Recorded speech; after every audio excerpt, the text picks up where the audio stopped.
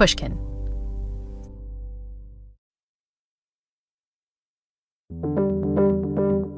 Positive psychology, the field that studies the science of happiness, has made a lot of progress in the last few decades. So much so that we've only been able to scratch the surface on all the cool studies out there, even in the hundreds of episodes I've hosted in the 5 years of the show. We've spent time looking at the positive effects of treating yourself better and being kind to others.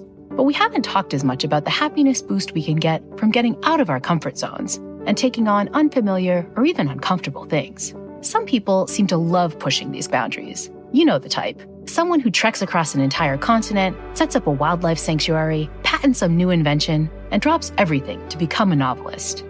These people can seem larger than life, but they do exist. And one expert in well-being science thinks we should pay more attention to them. So thank you so much for having me. I'm sorry, I'm just running around today. Oh, no, this time. Yeah, I really enjoyed the new book. Oh, thank you. Shige Oishi teaches psychology at the University of Chicago, and he's argued that past measures of happiness have missed something really important, what he calls the psychologically rich life. What is psychological richness? Well, Shige explains this concept in his new book, Life in 3 Dimensions: How Curiosity, Exploration, and Experience Make a Fuller, Better Life. Shige's book explains that even if we can't all become globe-trotting inventor poets who hang out with movie stars, we can make some modest changes to mix up our lives a bit. So get ready to hear his strategies as Shige teaches us how to live the richest life possible.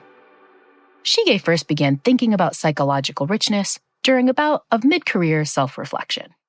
I studied happiness since 1995. At the time, there were very, very few labs studying happiness, and we did all kinds of studies about who is happy, what makes people happy. And in 2015, at the time I already had tenure. I was full professor at the University of Virginia. And it just hit me that, oh my gosh, I've been studying happiness for 20 years. What did we learn? And what was the biggest debate in the field? And I have to say, I was really sort of sad to realize that we've been debating this. Which one is more important? Personal happiness, to make yourself happy, maybe even at the expense of others sometimes, or to make others happy, even at the expense of oneself. In the end, the result of this 20 years debate was like, of course, both are important, happiness and meaning. And I was like, wow, did I waste my 20 years pursuing this question? But then the next question came up. Am I happy with my life? And I was pretty happy with my wife and kids. And I found my life to be pretty meaningful. I mean, my social psych class was very popular. I played baseball with my kids. I felt like I have some roles in this society. But then when I asked this question of if I'm happy and find my life to be meaningful, is it the complete life? And at that point, I couldn't say yes. So when the semester started, I just asked students, what do you think? If you have happiness and meaning, is it the complete life? And half of them were like, of course. Don't be so greedy. I mean, like that's a lot. But then the other half was like, yeah, maybe something is missing. And we started to look at those missing parts and also the reverse. That somebody who doesn't feel their life is happy or meaningful, but maybe still leading good life. And in the end, we were able to find a lot of examples of that, like Oliver Sacks' life or Anthony Bourdain. We decided to call this psychologically rich life. So my book is entitled Life in 3 Dimensions. So we got the first dimension, which is happiness, and the second dimension, which is a meaningful life. And the third dimension, we think, is a psychologically rich life. And essentially, even if you don't have happiness or meaning, perhaps there is a third good life. And if you have happiness and meaning, then richness will add something. And you got it all. You live in 3 dimensions. So that's the basic premise. I love that. And so in the book, you started with this comparison between your life and your dad's life. I don't know if you're comfortable sharing that story. Yeah. So my dad is 90 years old. He was born and raised in this small town in southern island of Kyushu. Like his father, grandfather, great-grandfathers, and older ancestors, he essentially became a full-time farmer when he was 15. And he lived his life in the same town, surrounded by the same people he grew up with. He got married when he was 27. He still lived with my mom. And he loved life on the farm. He loves hot springs. So he goes to hot springs with his wife and family and friends. And it's a really cozy life.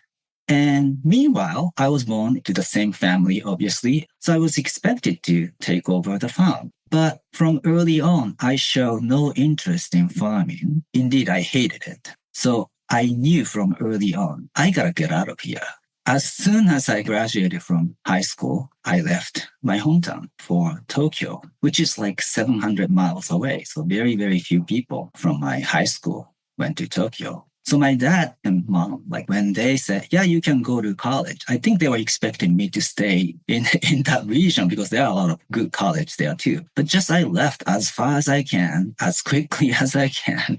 After graduating from college, I got my first job in Minnesota, moved to Virginia, moved to New York City, went back to Virginia, and moved again to Chicago. So, if my dad's life is life of stability, familiarity, tradition, probably my life is complete opposite. Constant move on the go. Sometimes I really feel like, wow, why did I do this? It's like I could have just stayed there, have sake every night, chat with my old friends. And indeed, I think that's a good life. My dad doesn't have much regret. He is very content. But yeah, it is very, very, very different. And so I love that story because it so nicely illustrates the sort of distinction of a psychologically rich life. But I want to start by unpacking the sort of first two ideas of happiness and that we've sort of had so far. The first is this idea of happiness. Maybe just going to give me a sense of what we mean by happiness, or scholars mean by this. Right. So we don't mean happiness by just a mood, temporary mood, but it is really about whether you're happy about your life, how it's going, how it has turned out. So it's very similar to a sense of satisfaction with your life. And it turned out that a lot of factors that are associated with happiness are something to do with the stable life. So stable relationship is the number one predictor of happy life. So close relationship with your friend, family, marital satisfaction, so partner satisfaction is extremely important. And more, the financial securities and stability is very, very important. So this is kind of interesting. Back in 1995, correlation between household income and happiness, or life satisfaction was like 0.15, which is not that strong. But we looked at historically last 50 years or so from the 1970 surveys, and we clearly see the correlation going up. So financial stability is very, very important. That actually means that a lot of people are financially struggling. A lot of people have relationship issues. So happiness has become sort of out of reach for them. So that's another reason why I thought maybe there is another way to conceptualize a good life that doesn't rely on this sort of life of stabilities and comfort. You've also argued that we sometimes face what you've called the happiness trap. Yeah. That when we focus on certain aspects of happiness, we get it wrong. What are the parts of this happiness trap? Yeah. I think happiness trap is particularly salient phenomena in the United States. So when you ask Americans, what do you associate when you hear the word happiness? People often talk about success or reward for all hard work. So when you equate happiness with success, then when you're not happy, you're failing. And this is really unfortunate. And this is something as a cultural psychologist I found very puzzling too. When I came to the United States, I asked friends, how are you? And everybody said, great. In Japan, when somebody say, how are you? I say, okay, so. And the conversation goes, yeah, me too. It's like we commiserate. And that's the cultural norm. So there is no pressure to be happy, especially when you're not feeling happy. You can say, I'm not happy. But in the States, especially college students, maybe elite college students in particular at your institution like Yale, I think there's tremendous pressure to feel happy. And what I mean by happiness trap is that people think that because happiness is an indicator of success, I shouldn't be feeling these negative emotions. And that's really the difficult and dangerous part of this trap. Stuff happens to everyone, right? Bad events happen to the good people. And when things happen, if you don't have this pressure to feel happy, you're just much more naturally accepting of this particular minor bump in the road. Whereas if you feel like you have to be perfect, you have to be successful, you have to be happy all the time, then you really ruminate these little failures. And rumination, of course, is a precursor to depression. So that's what I mean by happiness trap. So that suggests that kind of solely going for this idea of happiness and sort of feeling good in your life doesn't work. But you've also argued that seeking meaning might not go as smoothly as we often assume either, that there might be some challenges with seeking out a meaningful life too. What do you mean? Yeah, so any graduation speech you hear is like, be great, go out there and change the world. You guys are so smart, which is true. But when you think about somebody who changed the world, Martin Luther King Jr., Rosa Parks, Gandhi, sure, can I do that?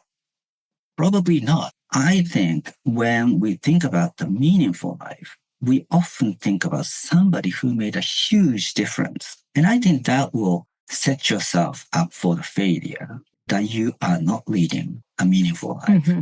So that's one part. But the other part is that if you look at the people who are actually reporting that they are leading a meaningful life, they are not making that kind of differences. They are really focusing on their neighborhood, their churches, and things that is small. And they can go to soup kitchen every Thursday and serve. And of course, you do that over the years, then you make a difference in your communities, which has no bad consequences at all.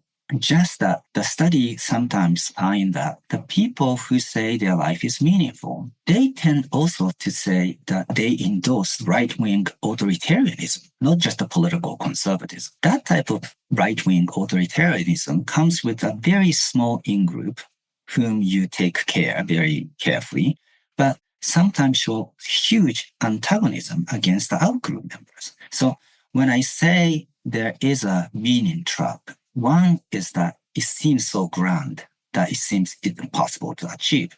But the second one is actually we tend to go too narrow and focus on the well-being of the close others, but we often neglect out-group members. So that could be potentially dangerous. So there's some danger in seeking out happiness. There's some danger in seeking out a life of meaning if you kind of get it wrong. One of the studies you point to, which I think is fun, is sort of asking subjects about the psychologically rich life. So early on, when we just started psychological richness research, we really wanted to see like what might be psychologically rich event. So to a group of students, I asked, okay, what did you do over the weekend? What made you happy? And then they say things like, yeah, I went to my favorite restaurant. Yeah, sure. Going to a favorite restaurant, you know exactly what to order. That's the predictable, reliable joy and happiness. So I asked then, what was the meaningful event? And a lot of people say, oh, I went to church and it felt meaningful. And some said, I helped out my friends who was just struggling writing the paper, which makes sense because making other people happy is an important part of the meaningful. So I asked then, what was the events where you felt psychologically rich? What I mean by psychological rich here is that it might not have been happy event or meaningful event per se, but something different, something unusual, something novel. One person, Rachel, said there was this guy typing something half naked, and I've never seen a guy typing in public area like shirtless. And the strange thing was it wasn't hot. He wasn't well built, so he wasn't showing off his upper body or anything. And that was kind of interesting, she said. Okay, so there was a novelty, but I thought that's not really rich. And then another person said, oh, I went to professional wrestling match. And she was so surprised that there are so many kids. And then later she learned that WWE does a lot of anti-bullying campaign. And for them, these sort of ridiculous looking pro wrestler is actually genuinely their role model and hero. And then she went through this up and down, emotions and came back with a totally different view of professional wrestling. They thought that was sort of the working class thing to do. And they went and then they were really moved. And then their stereotypical view of the pro wrestlers completely got shattered. So I thought, okay, this is not just a novel experience, but pretty complex, a lot of different emotions. and also came back with a different perspective. So I think in order for some event to be psychologically rich, it has to be not just interesting, but it has to come with some kind of change and perspective change in particular. So the shirtless guy is not really rich because it didn't change the way you view the world at all. Whereas the latter case is really just, wow, I didn't expect this and I need to change my view about this. You kind of give me a definition of this sort of third way of experiencing life. Yeah. We define psychologically rich life as a life filled with diverse, interesting experiences. And that often comes with the change in perspective. So I often contrast with the materially rich life. Lots of cash, a lot of assets, a lot of things. That's the material richness. What about the psychological richness? It is all about accumulation of interesting experiences or stories that you can tell. So in your psychological bank, you have a lots of interesting experiences and stories to tell to others. Whereas if this person doesn't have that many interesting stories to tell, then even if their bank account is huge, maybe psychologically speaking, they are impoverished. And so how common is living a psychologically rich life? If I recall, you studied this in a pretty clever way. Yeah, that was the question. And if nobody leads psychologically rich life, what are we studying? So we were a little bit worried. So in one study, we just decided to look at the New York Times obituaries. Essentially, I love reading obituaries. And obituary, I think, is a really great summary of how somebody lived their lives. New York Times always have 3 or 4 obituaries every day.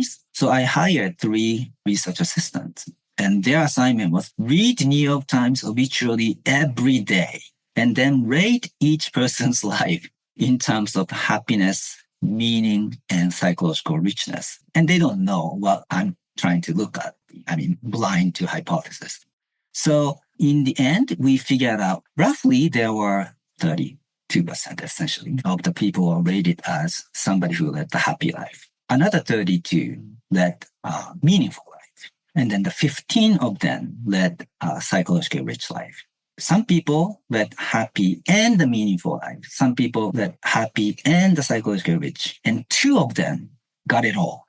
They were rated as happy, meaningful, and the psychologically rich life. So we did this in Charlottesville local newspaper, Daily Progress. The number of people who were rated to have led the rich life went down to about 5%, which could be due to New York Times people are sort of very famous people, prominent people. They had more dramatic life than the ordinary Central Virginians. Maybe. But another possibility was the New York Times obituaries are a lot more detailed, whereas the local one is very factual and small. So it could be just information. So we did the third study in Singapore. And in Singapore, something like 35% of them were rated as leading psychologically rich life. But I'm pretty confident that non-trivial number of people do lead psychologically rich life.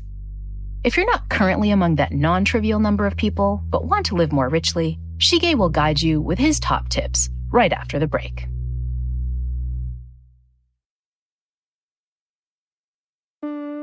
Psychologist Shige Oishi has argued that there's something many of us have missed in our quest to live a happier life.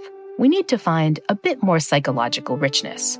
But what if you listened to the first part of this episode and thought, hey, my life isn't nearly as rich as it could be?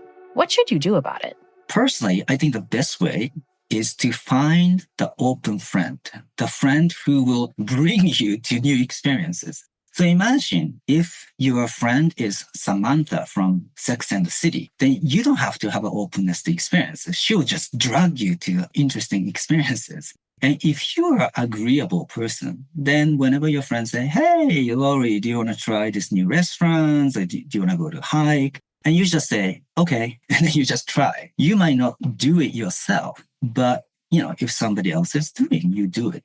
But if you don't have friends like that, then, there are other options. For instance, I think the biggest one is be playful. Playfulness is, I think, the huge part of leading a psychologically rich life. Actually, as an adult, I think it's quite hard to be playful. Playfulness, you have to take a vacation from your obligations and responsibility of daily life from social and economic reality. And that's when you can be playful and lead the rich life. You've also argued that playfulness can help us too, in ways we don't expect. Mm-hmm. For example, you've argued that playfulness can help protect us from burnout. Mm-hmm. What are some studies that tell us that? Yeah, I mean, there's this amazing meta-analysis about athletic performance among these super elite athletes. So we are talking about Olympic level athletes. And, some people start out pretty early and specialize in one sport, whereas other people play multiple sports before specializing. And the really interesting finding from there is that if you look at the junior level competitions, then the performance is really predicted by how early somebody specialized. But when you look at the final Olympic level competition performance, then it's people who play multiple sports and specialize later in life. They do better. And this playfulness is the world-class athlete who play some pickup games and some other sports for fun. I mean, those are the people who tend not to burn out and tend to do better. And the crazy thing is that there is a replication in the scientific achievement as well. So highest German scientific award is Leibniz Awards. And some of them went on to, win Nobel Prize. So German researchers looked at the difference between eventual Nobel Prize winners versus Leibniz winners. And this is absolutely my favorite finding. The Leibniz winners became full professor much earlier than the Nobel Prize winner. So Nobel Prize winners actually study multiple things before. And so it took them much longer to get the full professorship. But eventually they made a major discovery. So I think that playfulness, even in a professional arena, is really important because you don't want to be too specialized too early. Keep your curiosity wide open because when you just specialize, what you're doing is, okay, this information is irrelevant for me, so don't pay attention. Whereas if you are open, then you're just, that's kind of interesting. And sometimes it helps. So that's kind of embracing playfulness. Your second tip, I think, is very related. It's that we need to embrace serendipity and spontaneity. Yeah. What do you mean by serendipity there? Yeah, so serendipity and the spontaneity, I think, is the springboard of interesting experiences. And if you think about all the interesting experiences you had, probably those are not the things you planned 6 months in advance. In graduate school, for instance, we didn't have that many required courses, so we had a lot of time. So I would just stop by my lab mate's office. Let's go have coffee. And we talk something random and interesting, and there is some discovery of certain things. So very interesting. And when I got a job at the University of Minnesota, I really wanted to do the same thing. So I knocked on the door, Bob Kruger, fellow assistant professor, and I said, "Hey, Bob, do you have time for coffee?" And then looked through his schedule and said, "No, what about in 2 weeks? We cannot have this cup of coffee spontaneously." And that's what it means to be a professor. Bob became so successful. He's very productive. I think he wrote already 300 articles. So you see how that works. But at the same time, in terms of this spontaneous, random conversations or experiences, when you just schedule and plan everything, you really are depriving from these random things to happen. Random encounter, random conversation, random reading. So over-scheduled life that we all live right now is really not great for psychological richness. This is something I worry a lot about in my elite college students that I work with because they want to overschedule everything. It's from early in high school, they've already planned what job they want. Some students are like, well, I definitely want to get married by the time I'm 27. They want to have everything planned out. Yeah. And I really worry that they might be leaving some important aspects of their well-being kind of uncared for because they haven't given themselves the space to try new things out. Exactly. That's the space. And I think that's the pressure they feel. They have to succeed. They have to perform. And they have to perform at the highest level all the time. And it's like academic athletes almost, just practice every day. And I think that is really not healthy. You should really have plenty of time for play. College is the best time to be spontaneous. Once you go out of college, Your friends don't live around the corner. Everybody is too busy to just have spontaneous meeting and outing. But you've argued that we really, even as adults, need to find more time to be able to Definitely. do that. Any advice for how to build that serendipity in? Well, I think you have to be a little bit pushy. Just text somebody randomly and just accept a lot of rejections. They cannot do it. Okay, next. It is really hard when everybody is so overbooked. But we should try to be spontaneous. So tip number 3 that you've talked a lot about is something that we've mentioned before on the Happiness Lab. Mm-hmm. If we want to live a psychologically rich life, we need to find more awe. Mm-hmm. Talk about how awe plays into psychological richness. Yeah, I think awe is really this sense of you're small and the world is so large and just sort of transcending kind of sense. And then the merging between you and the nature or the arts. And a lot of aesthetic experiences that we have when we go to museum, when we go watch movie, read literatures and poems, it's not always all, but there is this aesthetic experiences that is very different from our everyday life. So if you read Kazuo Ishiguro's The Remains of the Day, then you are transported into this world of British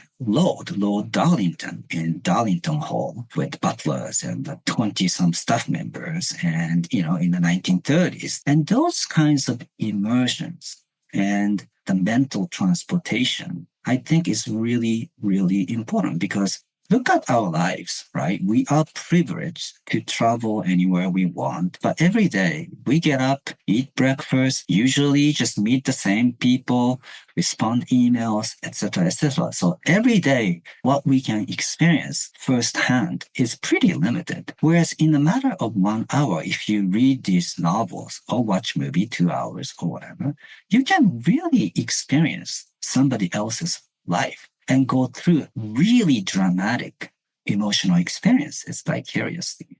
So for the matter of a few hours, you often go through somebody's entire life. And the guy who owns this bookstore in Morocco said he read 4,000 books. So he says he lived 4,000 lives. And that's exactly how I feel about these aesthetic experiences that really expand your horizons and allow you to go through and experience something that you can never, maybe very hard to experience in person.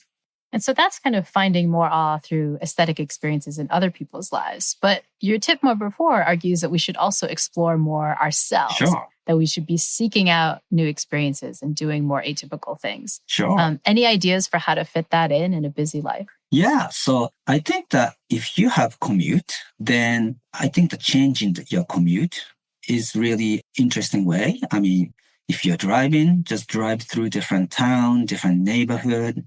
If you're taking train, get off in between and explore. So I think there are a lot of things you can do to do new things, even if you're pretty packed in, schedules. And I, try to enjoy, for instance, getting lost in a new town. It's a little bit scary, but I always tell myself, well, okay, eventually this will be a psychologically rich experience. Of course, when you get lost, you just worry, anxious, and so forth. But most of the time, it will work out. And those are the things sort of like you let yourself go with the flow. Those attitudes and mindset helps a lot in terms of deviating from your routines and the schedules. And of course, we cannot deviate all the time. But when there's a chance to be able to deviate, just let yourself go and deviate. That's what I want everybody to do, if possible. And it's also a nice reminder of your final tip, which is that we can experience more psychological richness by turning adversity into a psychological rich experience, into a fun story. Right. Explain why our stories are more under our control. Because I grew up in Japan, and Japan, of course, has a lot of natural disasters, earthquake, tsunami, and things like that. I studied happiness and well-being of these earthquake survivors. And my sabbatical in 2013, I spent 1 year in Kobe, Japan. That's where there was a huge earthquake in 1995. Over 6,000 people died. That was just devastating. And the sad finding was that in 2011, even 16 years after the earthquake, those Kobe residents who lost their house were still reporting significantly lower level of life satisfaction. They report more physical symptoms, pain, than those Kobe residents who did not lose their house. So I thought that was really sad because we thought, time heals everything, but this case, time did not heal everything. But then we looked at the value orientations of these earthquake survivors, and we realized that the people who've been through earthquake, they really become more pro-social, altruistic. They don't care about their own accomplishment as much as other Japanese who did not experience earthquake. So definitely there's change. After all, when you are in earthquake, you really see a lot of things that you never imagined before. Neighbors who are not particularly friendly will come out and try to save you and save your dog. And you see a lot of different side of people. So those people, survivors, all talk about like sort of the regained sense of confidence in humanity even. And I think that's the contributing factor to psychological richness. Even if the earthquake doesn't add to life satisfaction, obviously that detract from life satisfactions. And meaning is also very hard to gain from earthquake because this is a random act of the mother nature. So people often struggle to find the meaning after earthquake. But people have used this earthquake as a springboard for change and growth and learning. And I think there are a lot of signs that some adversity could be a source for psychologically rich life. Any suggestions for changing maybe some of our less than earthquake level adversity into psychologically rich? Yeah. So we asked college students, just think about all last year and what kind of traumatic event, negative event happened. And did you learn anything from this traumatic event? Interestingly, this was random assignment. They later reported that actually trauma made them change the way they view the world and they view themselves. And the more perspective change they recorded, the higher level of psychological richness they reported as well. And interestingly, the more perspective change they reported, less happy they became. So the perspective change is not great for happiness, but that tend to add psychological richness. So it doesn't have to be a huge trauma, earthquake, tsunami type situation, but even, everyday failures and negative events, if you can construe something positive or something that you learned from the event, that could add the texture to your life and enrich your life. And it does seem like that texture isn't always psychologically positive. Mm-hmm. You've talked about even things like exploring and getting lost or having an experience that maybe challenges you and maybe changes some of your assumptions. Right. It sounds like the big message of a psychologically rich life is like, it might be a little harder than you expect, but the rewards might be bigger than you expect. Yeah. Definitely this is not something easy always and not always positive, obviously. But I think the power of psychological rich life or that mindset to try to maximize richness is that you're not afraid of negative emotions or negative events. Stuff happens. Try to accept those, try to learn from it. And as long as you have that attitude, you don't get into these ruminations and depressions. And it is when you really try to be perfect and try to be super successful and always happy that these little bumps really hurts you. So I am really trying to say that richness is not for everybody, for sure. But when you have richness mindset, I think you're less afraid of failures and negative events and so forth. And I think you become a little more adventurous and actually experience something that you wouldn't thought you would ever experience. And, that really could change you and the course of your life. So I think uncertainty and unpredictability are part of life and we should embrace it. And to the extent that you embrace it, you're maximizing the possibility of adding the richness to your life. I think sometimes when people look at the possibility of making their life more exciting, exploring more, getting curious, honestly, some of the people I know feel trapped, right? Mm-hmm. They feel incredibly busy. There's this whole host of obligations. Mm-hmm. It feels like they're kind of really comfortable in their life. It might feel scary to break out of it. Any advice for folks who might be having an experience like that, where it feels really hard to go after some of these things that might make their life psychologically richer? Yeah, I totally get that because by nature, I really like familiarity too. But I think the one way, if you are afraid of doing completely brand new thing, and I think one thing I can suggest is really stick with what you like. If you love Beatles, you can keep listening to Beatles, but try to find something new about the same song you are listening for all these years. And the same thing with the literature. If you love Mrs. Dalloway, you can read 3 times, 4 times, and you find always something new. So if you're afraid of trying something new, actually just going back to your favorite movie or favorite song and favorite bands and things like that, you can actually finding something new from the familiar. My favorite story here is I have been married with my wife for a long time. I've known her 20 years. And around 2010, I said, we should buy some painting. And then she goes, oh, okay, I can paint. And it's what? I didn't know that you can paint. And then, boy, she can paint. She's just paint, paint, paint. Now it's just full of her painting. So sometimes you just find something new from very familiar person. If you just have opportunity to ask some new questions or chance to talk about some topic that you never talked about with the same old friends, you can actually enrich your life by digging deeper with your familiar objects and person as well, if you are afraid of sort of going all the way out. For more big and small steps towards leading a psychologically rich life, you should really check out Shige's new book, Life in 3 Dimensions: How Curiosity, Exploration, and Experience Make a Fuller, Better Life. But let's recap the how-to tips we've heard so far. Tip number 1, find ways to be more playful. Take a little break from your responsibilities and try to cultivate a childlike curiosity and sense of fun. Tip number 2, be more open to the random.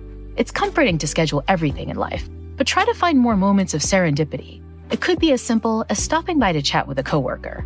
The third tip is to experience psychological richness by proxy. You can visit a faraway place, witness a natural wonder, or hear about some amazing people just by reading a book, looking at a painting, or watching a movie. Tip number 4 is to explore. We can easily get in the habit of doing the same things day in, day out. So throw some variety into the mix, even if that's turning left out your front door instead of right. And Shige's final tip is to see the richness in adversity. Putting yourself out there has its risks. There will be disappointments and setbacks, but those challenges ultimately add to our life story and help us grow. That's it for a psychologically rich life, but our how-to season isn't over yet. Our next installment tackles what changes you should make to motivate and elevate the people around you. In short, we'll be exploring how to become an inspiring person. That's all next time on the Happiness Lab with me, Dr. Laurie Santos.